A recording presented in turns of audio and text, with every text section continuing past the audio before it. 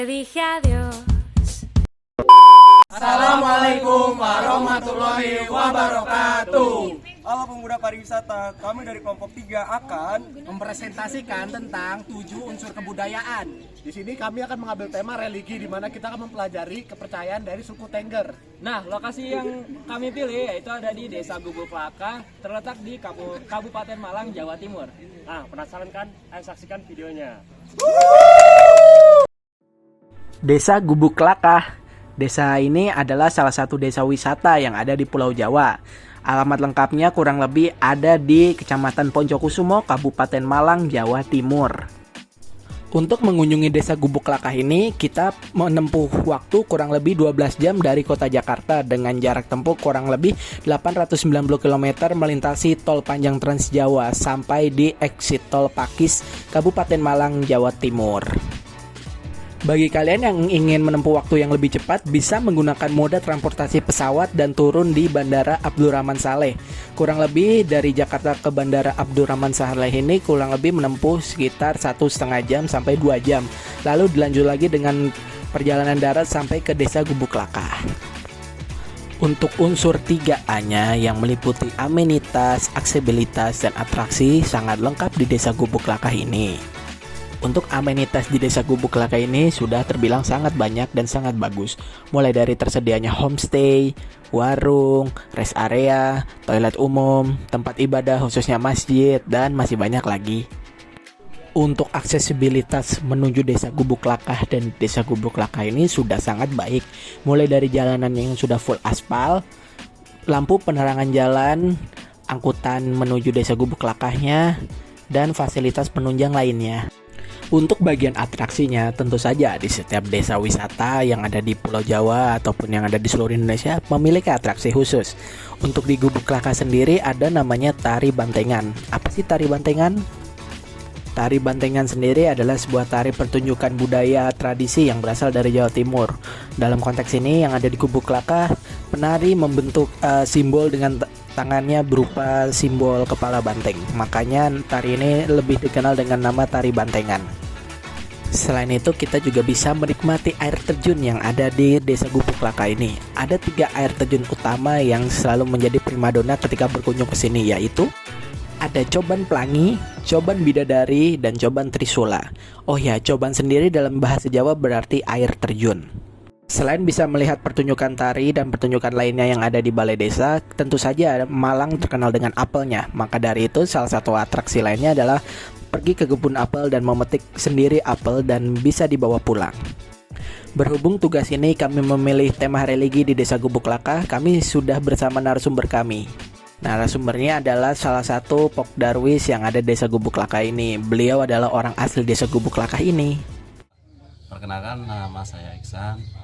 Saya di sini tugas sebelumnya saya di ketua Pokja Homestay. Kalau sekarang saya di wakil dari lembaganya. Oke. Kalau di Tengger sama Islam itu sama, Mas. Nah, kalau khususnya di desa sini tapi ya, orang Islam itu sama kayak 7 bulanan, pas punya istri hamil 7 bulanan, 3 bulan, 7 bulan, sampai mereka lahiran. Nah, setelah lahiran itu ada kalau orang sini tuh 40 hari, istilahnya selapan lah. Itu ada kayak kayak tradisi orang sini sendiri, kayak ada istilahnya kayak gorampenya, kayak tumpengan atau apa kayak gitu. Kalau orang di daerah luar itu kayak brokoan. Nah, kalau di sini ada gorampe, istilahnya kekerik kalau orang sini namanya kekerik.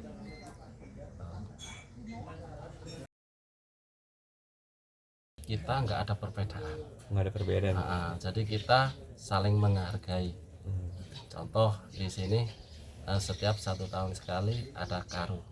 Karu sebenarnya kalau di orang Islam itu udah ada perbedaan. Karena kita hidupnya di desa, jadi kita harus saling menghargai. Kayak gitu. Jadi orang Islam menghargai waktu di orang Tengger itu Karu.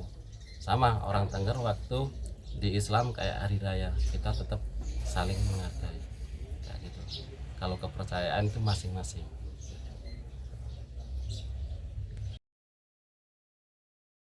Cuman di Tengger itu apa ya, di Tengger tuh cuman beda-beda sukunya. Kalau Kejawen itu orang Jawa asli kan, jadi Tengger juga orang Jawa, tapi mereka masih bisa berbaur kayak gini. Oh, kalau Kejawen nggak bisa berarti kan? Kejawen juga bisa, tapi mereka kan Lebih kebanyakan merenung. Istilah kayak orang Kejawen tuh, contoh di sini kayak di Jogja kayak gitu kan, mereka asli ada kayak gitu.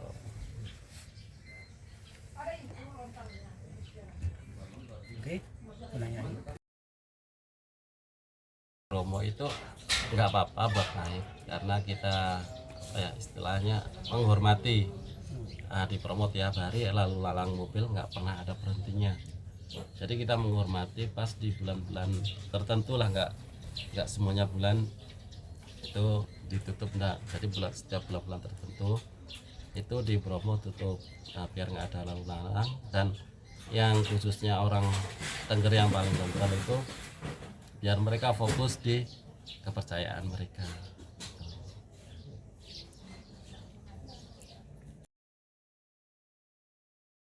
Orang asli Tengger yang mereka punya kayak apa ya, benda-benda pusaka itu mereka istilahnya kayak dimandiin. Gitu. Kalau di orang-orang Tengger yang punya benda-benda pusaka. Tapi kalau orang Islam biasanya di sini satu suro itu buat tolak balak. Buat tolak balak kayak gitu. Jadi kayak istilahnya setiap musola atau masjid itu kayak zikir bareng. Zikir bareng. Kalau dari desa sendiri tolak balaknya itu di sini adatnya sembelih kambing. Sembelih kambing. Sembelih kambing itu harus warna hitam kambingnya. Berapa banyak, Pak? Satu kambing. Itu untuk tolak balak.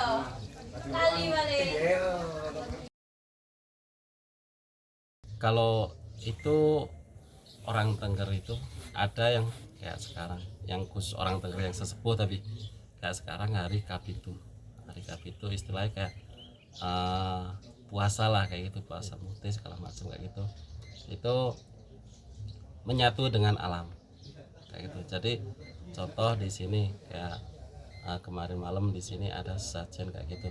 Jadi kita nyatu sama alam. Jadi kita biar nggak ada miskomunikasi sama alamnya. Jadi semisal di sini waktu 1 tahun sekali ada upacara adat kayak karu, 1 pindu sekali, 8 bulan sekali itu ada unan-unan kayak gitu. Itu memang ada setiap pas hitungan Tengger di situ, kalender Tengger. Jadi kalendernya beda sama kalender Masehi yang ada sekarang. Jadi hitungan Tengger. Jadi kalendernya itu beda sama kalender Jawa gitu. Beda. Contohnya seperti apa, Pak? Kan kalau Jawa itu misalnya ada Wage, Legi. Kalau itu hampir sama, Wage, Legi, Kliwon itu hampir sama. Cuman yang bedanya itu di sini hitungan bulannya. Kasa, Karu, K3, K4, K6. Itu tapi saya kurang paham kalau soal itu. Tapi hitungan bulannya tuh beda. Gitu.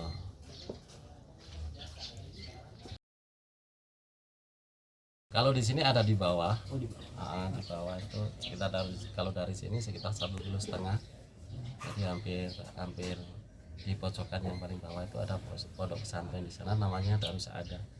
Dan di sana pun sekarang muridnya nggak cuma dari warga sekitar sini, enggak, tapi udah dari luar daerah atau luar kota, bahkan luar provinsi ada juga. Jadi kebanyakan yang dari luar kalau di sini. Dan untuk di Pondok Putri sekarang itu sekitar 400 orang. Untuk Pondok Putra udah hampir 1.000 orang. Banyak ya, Pak? Kita pernah sih awal-awalnya di pondok pesantren kayak gitu. Itu emang kita di Kubu Klaka sendiri itu ada istilah 2 kubu, antara Kubu Klaka Timur sama Kubu Klaka Barat yang ada pondok pesantrennya. Awalnya kayak gitu. Terus dari pemahaman istilah sesepuh sama dari desa itu mereka dikasih tahu kayak gini, akhirnya mereka tahu sendiri kamu hidupnya di mana. Kalau kamu orang kota monggo ngikutin yang di kota, kalau orang desa ngikutin yang ada di desa. Kayak gitu. Kalau kamu misalkan waktu mau ada acara apa, mau bikin rumah atau apa, nggak mau pakai sajian, itu hak kamu. Itu hak kamu. Kalau ada apa-apa ya yang nanggung ya kamu sendiri. Kalau orang yang timur, mereka kepercayaannya ada ini itu kayak gitu, itu hak mereka. Jadi kamu jangan usik mereka, itu kepercayaan mereka. Berarti sebenarnya dikasih kebebasan ya Pak, Iya, kasih kebebasan dengan konsekuensi terima sendiri gitu.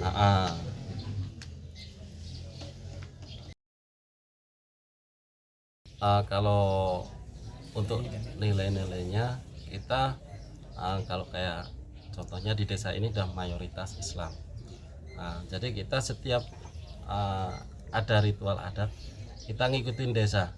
Jadi yang masih ngejalanin desa. Jadi desa masih punya sesepuh kayak pelaku untuk adatnya tuh masih ada. Jadi kita ngikutin desa. Jadi desa yang ngadatin dari masyarakat itu cuman dimintain untuk apa ya, buat ukur rampe atau apa kayak gitu, sumbangan lah kayak gitu yang jadi masyarakatnya. Jadi tapi ngikutin kayak sesepuh adat yang ada di sini. Itu misal sesepuh adat, oh di sini nanti hari ini kita adain kayak gini. Jadi masyarakat dimintain kayak buat ukur rampenya, istilahnya iuran lah kayak gitu buat ukur rampe, nanti yang ngejalanin dari sesepuh adat itu.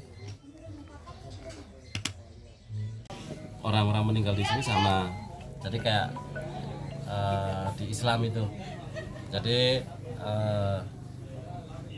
ada orang meninggal sekarang langsung panggil, kalau orang sini panggil mudin gitu ya, yang ngurusin jenazah itu, terus dibawa ke makam, sore tahlilan sampai 1 minggu atau sampai 40 hari. Itu hampir sama, nggak ada bedanya orang Tengger sama orang Islam, itu nggak ada bedanya, itu sama. Ke kawah, sorenya itu masih pelantikan kayak orang yang mau jadi dukun kayak gitu, itu pelantikan. Setelah jam 12 malam itu istilah arak-arakan sesaji itu langsung dilarungkan di kawah Bromo. Itu istilahnya larung sesaji yang di kawah Bromo.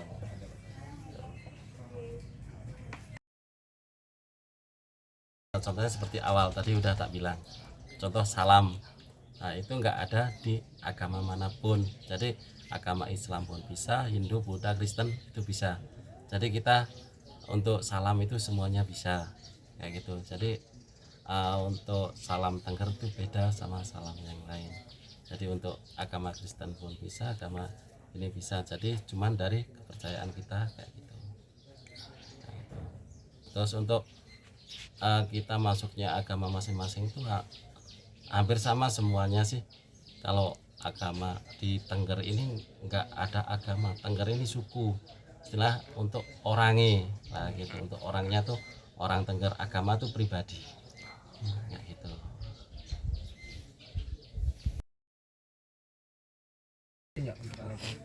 Kalau kita langsung keras mas, semisal mereka nggak bisa kita bilangin, langsung keluar aja. Diusir. Langsung keluar aja. Pernah ada kejadian nggak? Alhamdulillah di sini nggak pernah ada kejadian. Soalnya di setiap homestay sebelum mereka ngelakuin tersebut, di homestay itu udah ada istilahnya kayak aturan itu udah ada. Itu setiap homestay.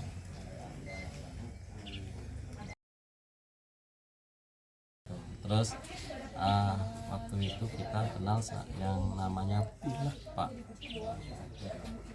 atau siapa itu orang dari Jogja, itu dosen dari UGM waktu itu. Terus di sini nggak bisa kayak gimana sih cara cari tamu, bagaimana sih untuk homestay kayak gitu, biasanya bagaimana untuk guiding atau segala macam, bagaimana untuk foto, jadi fotografer. Di sini bodoh, jadi nggak bisa apa-apa waktu itu. Terus dari Pak Desta dari Jogja, nah itu emang di sini orang nomor 1 lah yang yang awal bikin desa ini jadi sampai sekarang. Kayak gitu. Mereka datang ke sini awalnya cuman ngobrol-ngobrol doang. Setelah itu mereka bawa ke sini sekitar 78 orang se-DIY. Mereka dinas-dinas semua. Jadi bisa nggak bisa tolong cariin homestay yang ada di sana. Kayak gitu. Jadi homestay itu apa, rumahnya kayak gimana, kita nggak tahu awalnya kayak gitu. Jadi kita di warga itu cari rumah buat homestay itu susah waktu itu, apalagi buat 78 orang kayak gitu. Terus kita dari teman-teman ada rumahnya yang kamar kosong itu bisa dipakai, terus masih kurang kamar itu kurang, jadi kita ke rumah warga yang masih sisa kamarnya, tapi kita nggak bilang buat homestay.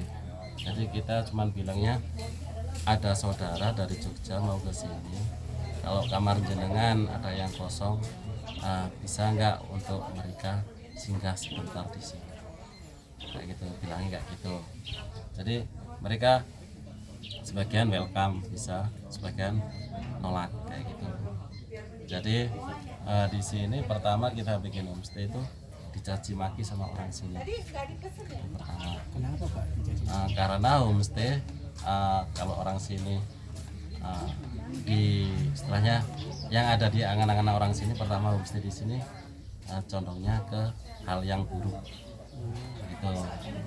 Jadi hal buruk kayak buat maksiat atau segala macam kayak gitu. Tuh.